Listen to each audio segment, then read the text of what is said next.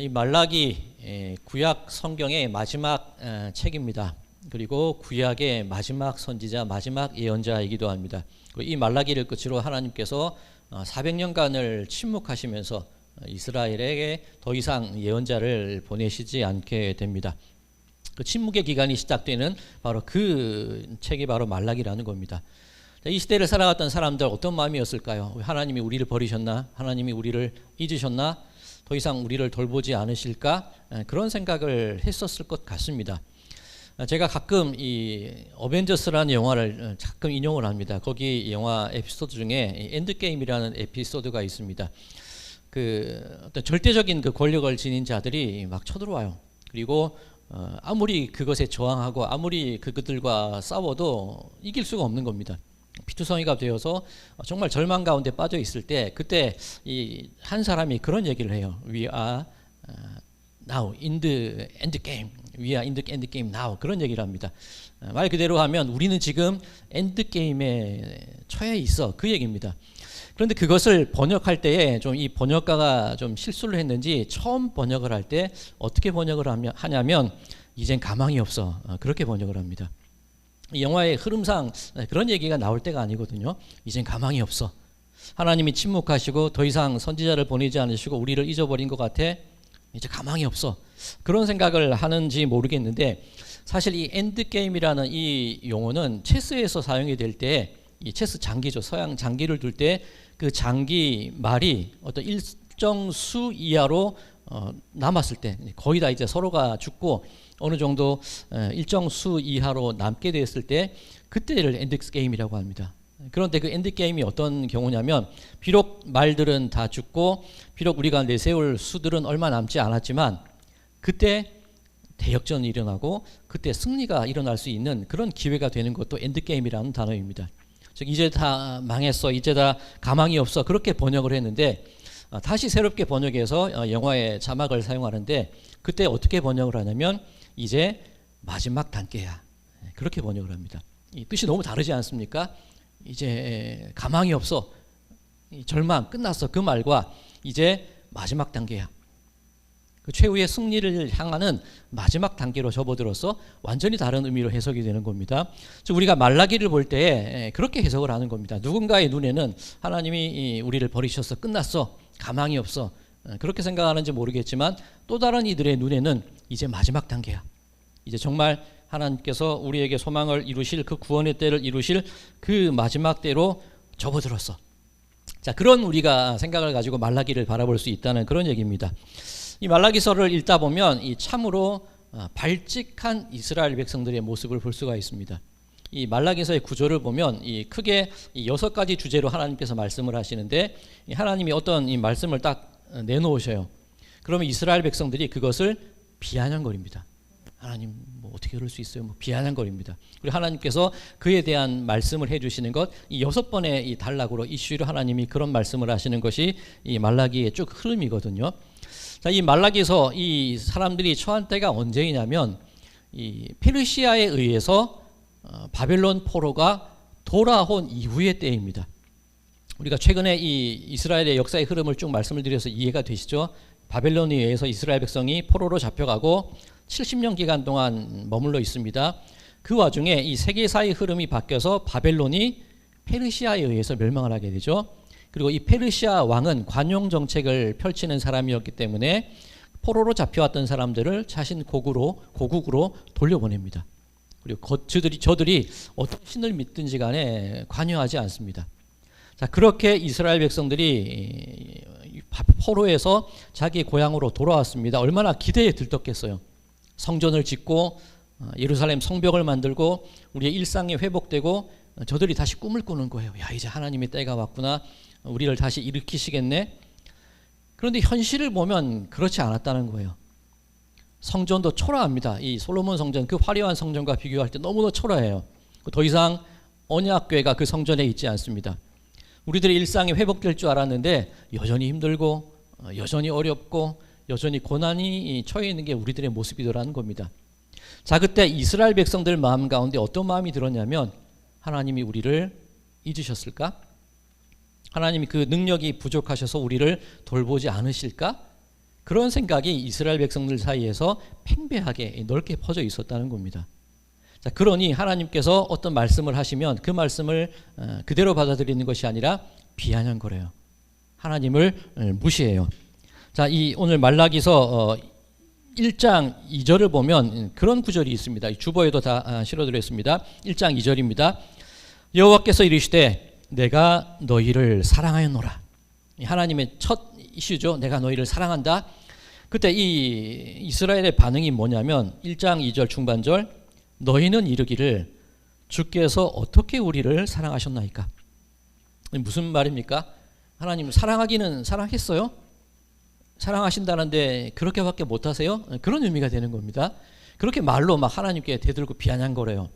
그러니 하나님이 또 말라기 2장 17절 보면 또 이렇게 말씀을 하십니다.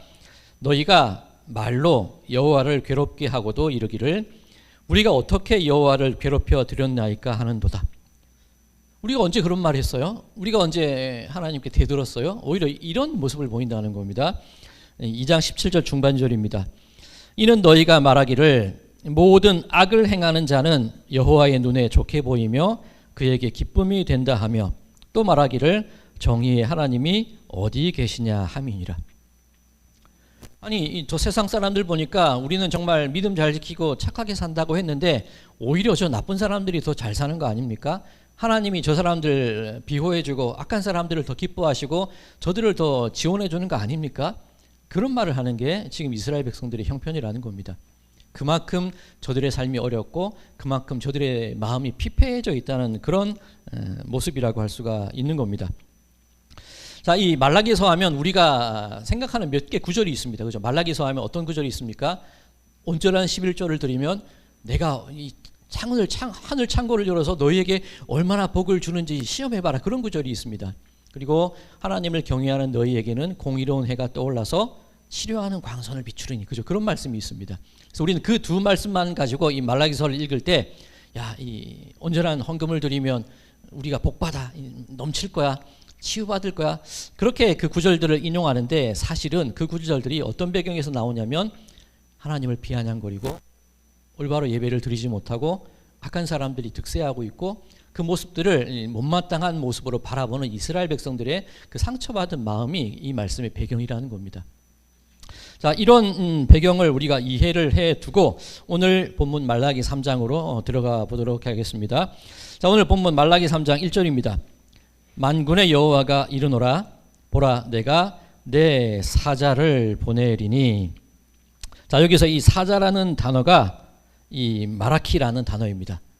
그죠? 이 말라기라는 이 책 이름 자체가 내 사자, 내 전령, 내 메신저라는 의미입니다. 그래서 학자들 사이에 이 말라기가 예언자의 이름이다 그렇게 말하는 분도 있고 아니야 이 하나님의 전령 사자 그것을 뜻하는 거야 그렇게 말하는 분들도 계십니다. 물론 이 학자들은 디테일하게 그런 것들을 살펴봐야겠지만 우리들은 그 의미만 파악을 하면 되는 겁니다. 하나님께서 이 사자를 보내셨다는 겁니다. 그런데 이 말라기 3장 1절 오늘 본문 말씀을 쭉 보시면 이 사자라는 단어가 또 쓰여져요. 이 처음에 이 내 사자를 보내리 그런 부분이 하나 있고요. 또 마지막 부분에 너희가 사모하는 바 언약의 사자가 임하실 것이다. 이 사자가 두 번 나오는 것을 볼 수 있습니다. 그럼 이 사자가 누구를 뜻할까? 이 같은 사람들일까? 그런 의문을 가질 수 있습니다. 자, 이 사자, 이 말라기 시대를 이 시대를 살고 있는 사람들의 눈에는 구분되지가 않아요. 이게 무슨 말씀이야? 어떤 의미를 가지고 말씀하실까? 우리도 그런 경험을 하잖아요. 지나고 보면 아 그게 그런 뜻이었구나. 지나고 보면 하나님께서 그런 인도함을 우리에게 베푸셨구나. 그 생각을 하는데 우리가 한참 고난 가운데 있을 때는 그 뜻을 몰라요. 지금 딱 그런 상황이라고 할 수 있습니다. 하나님은 이제 마지막 400년간의 침묵을 앞두고 놀라운 선언을 해주고 계시는데 그 당시 사람들의 눈에는 그것을 알지 못하는 겁니다. 모르는 겁니다. 자, 이 사자가 누구시냐? 이후에 예수님께서 직접 당신의 입으로 이 말라기 말씀이 어떤 뜻을 가지고 있었는지를 설명을 해 주시는데 마태복음 11장 10절과 11절 말씀입니다. 주보에도 다 준비해 드렸습니다. 기록된 바 보라 내가 내 사자를 내 앞에 보내노니 그가 내 길을 내 앞에 준비하리라 하신 것이 이 사람에 대한 말씀이니라. 이 누굴까요? 광야에서 외치는 자의 소리가 있어 세례 요한입니다.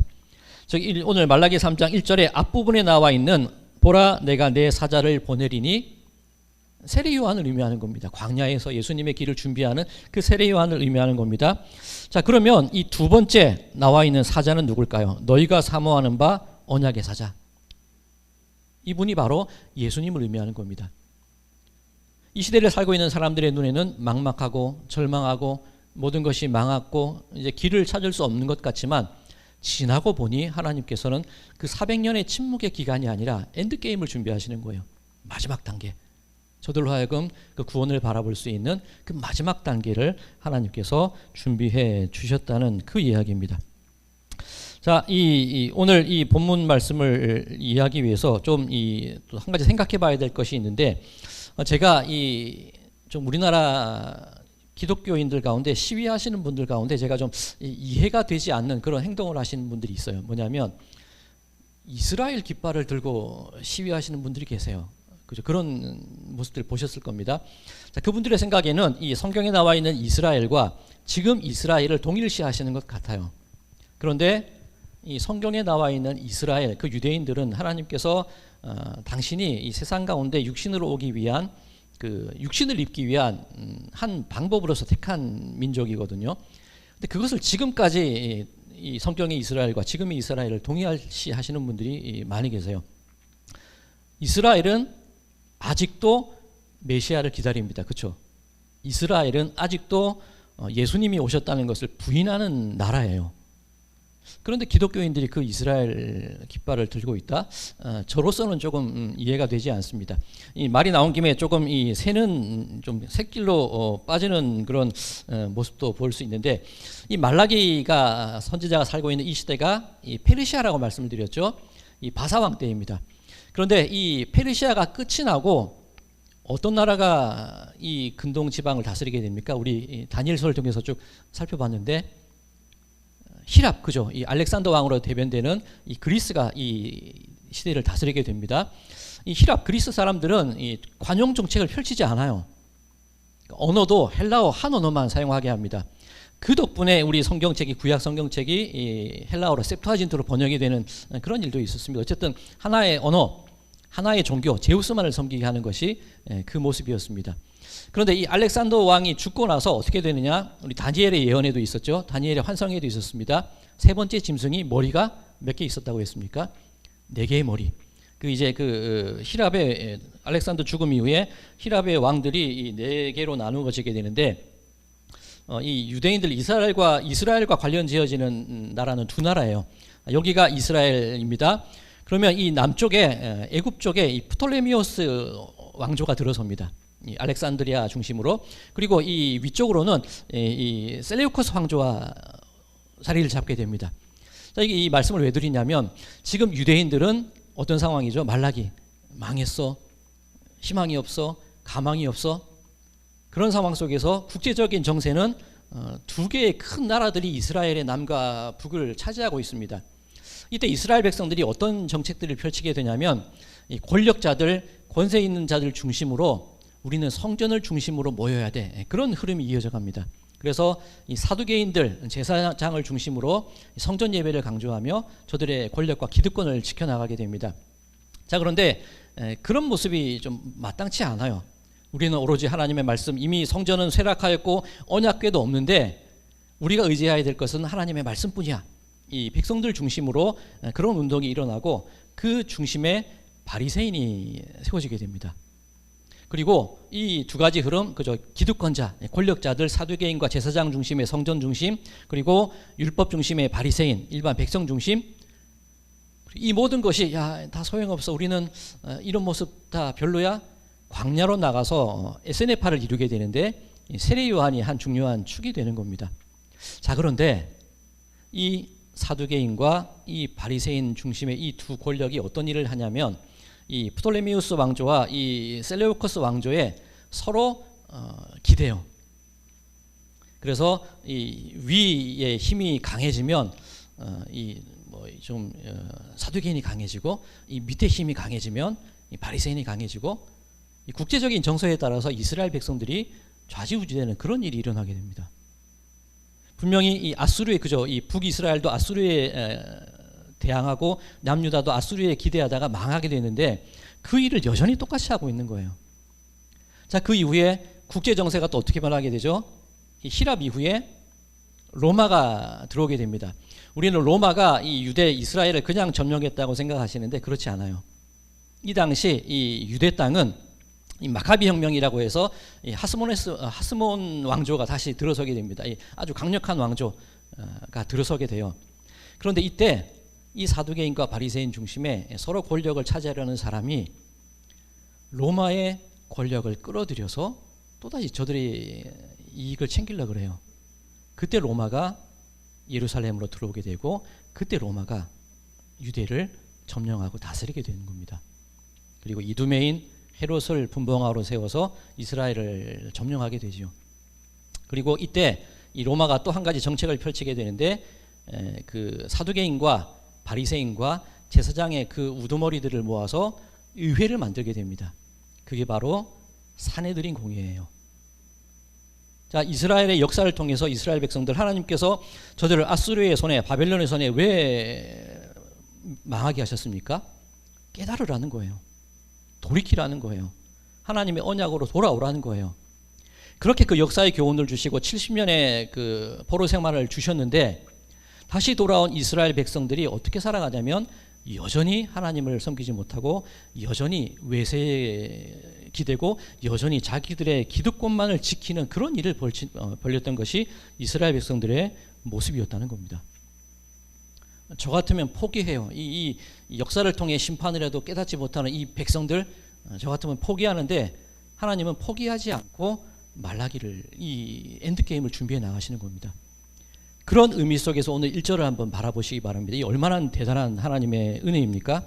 만군의 여호와가 이르노라, 보라 내가 내 사자를 보내리라. 갑자기 그의 성전에 내가 너희가 사모하는 바 언약의 사자를 임하게 할 것이다. 이 때를 살고 있던 사람들 하나님께 제사를 드리긴 드리지만 올바른 제물을 드리지 않아요. 흠 있는 제물들, 그런 것들만 골라서 하나님께 제사를 드립니다. 그리고 이 당시 많은 사람들이 이혼을 합니다. 왜 이혼을 하냐면 이방신을 섬기기 위해서 자신의 아내를 버리고 이방 여인을 데리고 와서 그 신을 같이 섬기는 일을 해요.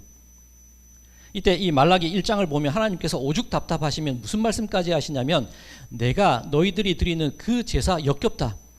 차라리 누군가가 이 성전 문을 닫아버리면 좋겠다. 그 말씀까지 하세요. 얼마나 그 속이 답답하셨으면 하나님이 그 얘기를 하셨을까? 그런데 그 백성들을 차마 내버려 두지 않으시고 내가 사자를 준비했어. 내가 다시금 성전 가운데 나의 언약의 사자를 세울 거야. 그 말씀을 해주고 계시는 겁니다.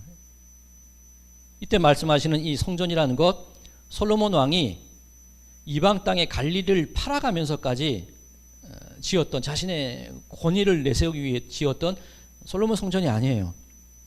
스룹바벨에 의해서 다시금 재건된 그 성전이 초라한 성전이 아니라는 겁니다. 헤롯 왕이 백성들의 마음을 얻기 위해서 그런 목적을 가지고 세운 그 성전이 아니라는 겁니다. 오늘 본문에 나와 있는 갑자기 그의 성전에 임하시는 그 성전이라는 것이 무엇일까요? 오늘 이 주보에도 실어서 드렸습니다. 바로 이 성전을 헐라 내가 사흘 안에 다시 지으리라. 예수 그리스도의 성전을 의미하는 겁니다. 그리고 그 성전 어디에까지 이르게 됩니까? 너희 자신이 성전인 것을 알지 못하느냐. 우리는 역사의 흐름 속에서 하나님께서 주시는 그 경고와 하나님께서 우리를 통해 깨닫게 하시는 그 교훈들 알지 못해요. 여전히 똑같아요. 여전히 죄악들을 반복해요. 여전히 하나님께 비아냥거려요. 우리가 예물을 잘 드렸고 잘 섬겼다고 말은 하지만 현실은 안 그래요. 엉뚱한 짓을 하고 잘못된 예물을 드리고 권력을 차지하려고 하고 그런 모습인데 우리는 그것을 모든 것을 하나님 탓으로 돌렸던 것이 우리들의 모습이라는 그런 얘기입니다. 자, 지난 금요일에 제가 그런 말씀을 드렸습니다. 우리 눈앞에 당장 결정되는 그 결정만 바라보지 말라고. 그 결정이 또다시 어떻게 우리에게 돌아올지 모른다고. 우리가 눈을 들어서 그 역사의 흐름을 관통하시는 하나님의 그 뜻을 바라보자는 그런 말씀을 드렸습니다. 자, 요즘 제가 또 이 성경을 읽으면서 참 또 놀라고 감사합니다. 제가 우리 성도님들 알고 계시고 몇 번 그런 말씀을 드렸습니다. 제가 성경 설교의 본문을 택할 때 제가 택하지 않아요. 그러죠. 이 성서 일과라고 해서 온 세계 기독교인들이 정한 그 성경의 흐름들을 제가 그대로 따라갑니다. 그리고 금요 예배 같은 경우도 대한성서공회 혹은 미국 성서공회에서 정한 그 본문을 그대로 따라갑니다. 그 수요 예배 같은 경우도 로마서 말씀을 그냥 순서대로 읽고 있어요. 그런데 특별히 매번 그런 마음을 갖지만 특별히 지난 주간을 지나면서 어쩌면 이렇게 하나님께서 우리에게 꼭 맞는 말씀을 주실까 정말 감탄하고 감격하는 마음으로 이 성경을 쭉 읽어왔습니다. 자, 어떤 내용들이 있었습니까? 우리 기억나시나요? 우리 지난 수요일에 어느 권사님의 카톡 프로필 사진에 있는 그죠? 이 에스겔의 말씀을 가지고 함께 말씀을 나눴습니다. 피투성이가 되어도 살아있으라. 지난 금요일에 우리 이사야 말씀을 가지고 함께 말씀을 나눴는데 어떤 구절이 있었습니까? 그 어지러이 싸우는 군인들의 그 신과 피 묻은 그 옷을 하나님께서 태워버리실 것이다. 지금은 작은 씨앗 같지만 그 그루터기를 바라보라. 그것이 금요일의 말씀이었습니다. 그리고 오늘 주시는 말씀이 그거예요. 너희들은 늘 권력을 의지하고 너희들은 늘 너희들의 삶을 잘 살아가기 원하고 하나님께 비아냥거리지만 끝난 것 같지만 엔드게임 같지만 사실은 하나님께서는 그 모든 것을 관통하는 놀라운 하나님의 사자를 준비하고 계시고 그 사자가 예수 그리스도를 통하여서 그리고 너희 자신이 된 그 성전을 통하여서 하나님께서 일하실 거야. 그 말씀을 오늘 우리에게 주고 계시다는 겁니다. 자, 오늘 이 본문 2절과 3절 말씀 계속해서 볼까요? 자, 이제 하나님께서 사자를 약속해 주시는 겁니다. 오늘 본문 2절과 3절입니다. 그가 임하시는 날을 누가 능히 당하며 그가 나타나는 때에 누가 능히 서리요. 그는 금을 연단하는 자의 불과 표백하는 자의 잿물과 같을 것이라. 그가 은을 연단하여 깨끗하게 하는 자같이 앉아서 레위 자손을 깨끗하게 하되 금, 은같이 그들을 연단하리니 그들이 공의로운 제물을 나 여호와께 바칠 것이라. 엔드게임 망한 것 같고 끝난 것 같은데 하나님의 그 침묵의 400년의 시간은 어떤 시간이라는 겁니까? 금을 연단하고 은을 연단하고 잿물과 같이 너희들의 그 더러운 옷을 깨끗하게 표백하고 하얗게 맑게 씻기는 그 기간들이 될 거라는 거예요. 그 기간들 동안 피투성이가 되어도 살아있으라. 그동안 그 군인들의 신과 피 묻은 옷을 다 태워버릴 것이다. 그리고 내가 나의 사자를 너희들에게 보낼 것이다. 자, 또 제가 너무 끼워 맞추는 것 같은데 우리 지난 주일 말씀 본문 기억나십니까? 예레미야 33장 말씀을 가지고 함께 말씀을 나눴습니다. 그 예레미야 33장에 그 주요 단어들이 있는데 그 이삭, 그 이새의 가지 기억나십니까? 우리 복습 한번 해볼까요? 이새의 가지, 뭐 선한 순, 싹 어떤 의미라고 말씀을 드렸습니까? 네제르, 그죠? 보기에는 흠부할 만할 것 없고 보기에는 연약해 보이지만 그 이새의 싹, 이새의 가지를 통하여서 하나님께서 예수 그리스도의 그 구원의 능력을 보여주실 것이다. 예레미야 33장의 말씀입니다. 그리고 특별히 예레미야 33장 15절을 보면 그런 구절이 있습니다. 그날에 그때에 내가 이새의 그 가지 그 싹을 통하여서 이 땅에 정의와 공의와 공평을 이룰 것이다. 자, 얼마나 놀라운 말씀인지 모릅니다. 지난주에는 우리가 좀 순서가 많았습니다. 그렇죠. 순서가 많아서 제가 지난주에 말씀드리려다 말씀 안 드린 부분이 하나 있는데 예레미야 33장 15절 특별히 33장에 중요한 개념이 그날이라고 말씀을 드렸습니다. 네제르, 그 가지라는 말도 중요하지만 그날, 그때 그 단어가 주요 단어이거든요. 어떤 때입니까? 하나님의 때, 회복해 하시는 때, 마침내 정의와 공의와 그 승리를 주시는 때, 이게 그날이라는 겁니다. 자, 심훈이라는 시인이 있습니다. 심훈 아십니까? 우리 학생들 심훈의 상록수, 그죠? 이 일제 시대 때 심훈의 상록수, 지금 안산 상록수역도 있긴 한데 그 상록수를 쓴 시인이 바로 이 심훈입니다. 근데 이 심훈이라는 시인이 1930년에 시를 하나 발표를 해요. 그런데 자신의 이름으로 발표하지 못합니다. 이 익명으로 발표를 하게 됩니다. 그리고 이 시몬이라는 이 시인은 광복을 맞기 전에 죽게 됩니다. 그리고 1949년이 되어서야 그 시몬 시인이 1930년에 발표한 그 시가 1949년이 되어서야 그 이름을 가지고 시가 다시금 발표가 되는데, 그 시집의 이름이기도 하고 대표시기도 한데 그 시의 제목이 뭐냐면 그날이 오면이라는 시입니다. 제가 굉장히 좋아하는 시인데, 자, 이 그날이 오면 제가 그 앞부분 일부만 잠깐 읽어드리겠습니다. 그날이 오면은 삼각산이 일어나 더덩실 춤이라도 추고 한강물이 뒤집혀 용솟음칠 그날이 이 목숨이 끊기기 전에 와주기만 하량이면 나는 밤하늘에 나는 까마귀같이 종로 인경을 머리로 들이받아 올리오리라. 두개골은 깨어져 산산조각이 나도 기뻐서 죽사오매 오히려 무슨 한이 남으오리까. 굉장히 이 강한 항일 의지를 드러낸 표현입니다. 그날이 오면, 언제일지 모르지만 지금은 일제시대 어두운 때를 살아가고 있지만 그날이 올기까지 나는 어떻게 하겠다는 겁니까? 종로 인경, 지금 보시각종입니다. 그 보시각종에 내가 이 밤을 날아가는 쓸쓸한 까마귀같이 살아간다 할지라도 그 보시각종을 내 머리로 들이받아서 내 머리가 깨진다 할지라도 그 종을 울리게 된다면, 그리고 그 소리들로 모아져서 그 소리들로 말미암아서 이 나라 이 땅 가운데 그날이 오게 된다면 나는 그 이 살아가는 내 날, 머리가 깨지는 그날이라 할지라도 기뻐서 춤을 추겠다는 겁니다. 이게 시몬이라는 시인의 놀라운 시입니다. 오늘 저는 이 말라기성 3장 말씀을 보면서 지난주 예레미야 33장 말씀을 보면서 이 시가 자꾸 떠올라요. 어떤 겁니까? 어두워요. 망했어요. 끝이 났어요. 그런데 하나님은 그 기간을 우리로 하여금 연단의 시간으로 채워주신다는 겁니다. 비록 내 머리가 깨어져서 내가 두개골이 깨어진다 할지라도 나는 그 하나님의 연단의 때를 인내하며 그 거대한 종에 내 머리를 부딪혀가면서 그 자유의 소리를 울릴 것이다. 그날이 오면 나는 정말 기쁠 것이다. 그 말씀이 이 말라기와 예레미야의 말씀이라는 거 기억하시기 바랍니다. 자, 오늘 이 3절 말씀을 볼까요? 그가 은을 연단하여 깨끗하게 하는 자 같아서 레위 자손을 깨끗하게 하되.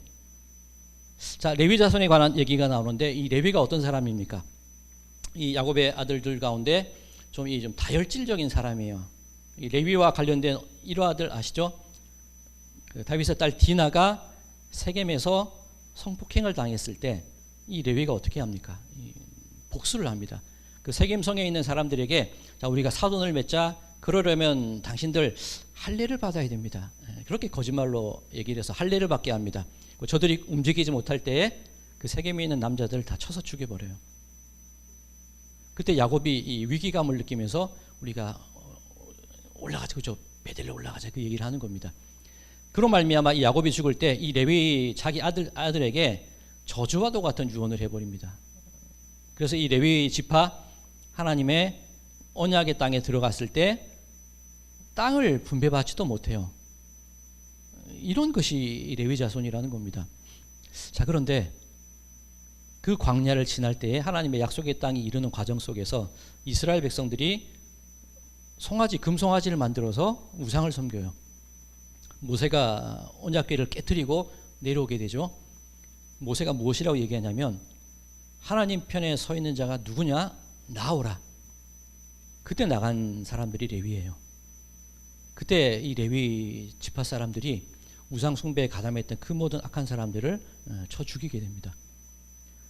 그 시작은 복수의 눈이 멀었고, 그 시작은 다혈질적이었고, 그 시작은 세상 가운데 자기의 어떤 마음과 욕망대로 살아가는 사람이었을지 모르지만 그 광야의 때, 그 어두움의 때, 그때를 지나면서 하나님께서는 그 레위 자손으로 하여금 하나님의 성전을 봉사하는 사람들로 변화시키고 하나님의 뜻을 따라 그 모든 악을 제거하는 사람들로 변화시키더라는 겁니다.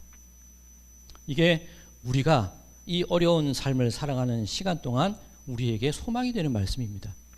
우리 성도님들의 삶 속에도 여러 가지 어려움이 있으실 겁니다. 하나님이 나를 버리신 것 같아. 왜 나에게 이런 일이 일어나고 왜 저런 악한 사람들이 득세하고 왜 우리 집 형편은 이렇게 어려울 수밖에 없을까? 하나님이 계시기는 해? 그런 한탄이 우리들 입술 가운데 나오고 있는지 모르겠지만 바로 그때가 하나님의 마지막 단계라는 거예요.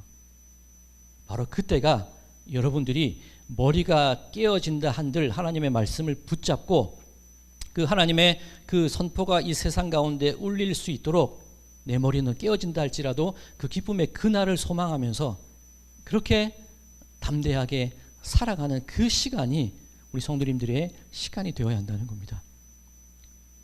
그 시간들을 금과 은같이 연단받은 시간을 인내하고 지나게 될 때에 하나님은 마침내 그 레위를 통하여서 당신의 일을 이루시는 것처럼 우리들의 연약한 인생을 통하여서 하나님의 그 놀라우신 언약의 사자, 성전된 우리들의 삶을 통하여서 하나님은 반드시 그 날을 우리들에게 이루어 주실 줄로 믿습니다.